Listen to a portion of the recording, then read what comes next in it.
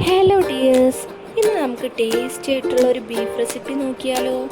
അതിന് വേണ്ടിയിട്ട് ആദ്യം നമുക്ക് കുറച്ച് സവാള, തേങ്ങാക്കൊത്ത്, പെരിഞ്ചീരകം, കറിവേപ്പില എടുത്ത് മാറ്റി വയ്ക്കാം.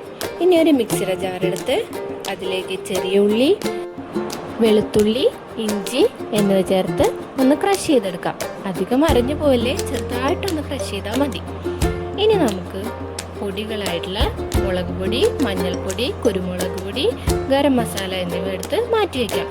ഇനി ഒരു കുക്കർ എടുത്ത് അതിലേക്ക് കഴുകി വൃത്തിയാക്കിയ ബീഫും പിന്നെ നേരത്തെ അരച്ചു വെച്ചിട്ടുള്ള ഇഞ്ചി, ചെറിയ ഉള്ളി, വെളുത്തുള്ളി എന്നിവയും ചേർത്ത് മാറ്റി വെച്ച പൊടികളും ചേർത്ത് നന്നായി കൈ വെച്ച് തന്നെ ഒന്ന് തിരുമ്മി പിടിപ്പിക്കാം.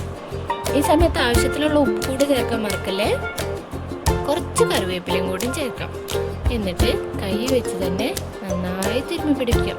ഈ മസാലയും ഇഞ്ചി, വെളുത്തുള്ളി, ചെറിയ ഉള്ളി എല്ലാം ഈ ബീഫിൽ നന്നായിട്ട് പിടിക്കണം. ആവശ്യമെങ്കിൽ മാത്രം ഒരല്പം വെള്ളം ചേർക്കാം. സാധാരണ ബീഫിൽ നിന്ന് തന്നെ അത്യാവശ്യം വെള്ളം ഇറങ്ങി വരും. ഇനി നമുക്ക് കുക്കർ അടച്ച് സ്റ്റൗവിൽ കൂടിയ ഫ്ലെയിമിൽ ഒരു വിസിലും കുറഞ്ഞ ഫ്ലെയിമിൽ ഒരു 4 വിസിലും വരെ ആക്കാം. നോക്കൂ, ബീഫ് നന്നായിട്ട് വെന്ത് കിട്ടിയിട്ടുണ്ട്. ഇനി അതിൽ അധികമായിട്ടുള്ള വെള്ളമെല്ലാം നമുക്കൊന്ന് വറ്റിച്ചെടുക്കാം. ഇനി ഒരു പാൻ വയ്ക്കൂ. അതിലേക്ക് വെളിച്ചെണ്ണ ഒഴിക്കാം, പെരിഞ്ചീരകം ഇട്ട് പൊട്ടിക്കാം. അത് കഴിഞ്ഞ് കുറച്ച് ഇഞ്ചി വെളുത്തുള്ളി പേസ്റ്റും, അത് കഴിഞ്ഞ് കുറച്ച് സവാള നമ്മൾ നേരത്തെ അരിഞ്ഞു വെച്ചിട്ടില്ലേ അതും തേങ്ങാക്കൊത്തും ചേർത്ത് നന്നായിട്ട് ഇളക്കി ഒരു ഗോൾഡൻ ബ്രൗൺ നിറമാവുന്ന വരെ മിക്സ് ചെയ്യാം.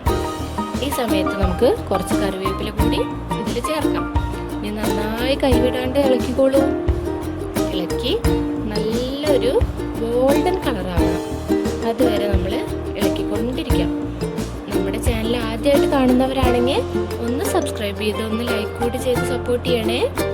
ഇപ്പം നമ്മുടെ സവാള, തേങ്ങാക്കൊത്തൊക്കെ ഉള്ള മിക്സിലേക്ക് നേരത്തെ വേവിച്ച് വെച്ചിട്ടുള്ള ബീഫ് ആഡ് ചെയ്യാം. ബീഫ് ആഡ് ചെയ്ത് നന്നായിട്ട് ഇളക്കാം. ഈ സമയത്ത് നമുക്ക് കുറച്ച് കുരുമുളക് പൊടി കൂടി ഇതിൽ ചേർക്കാം. ഇനി നമ്മൾ കൈവിടാതെ നന്നായിട്ട് ഇളക്കി നമുക്ക് എത്രത്തോളം പറ്റിച്ചെടുക്കണോ അത്രത്തോളം ആക്കാം.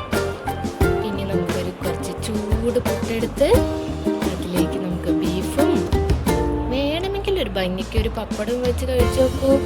നല്ല ടേസ്റ്റ് ഇല്ലേ? എല്ലാവരും ഇതൊന്ന് ട്രൈ ചെയ്ത് നോക്കണേ. Thank you.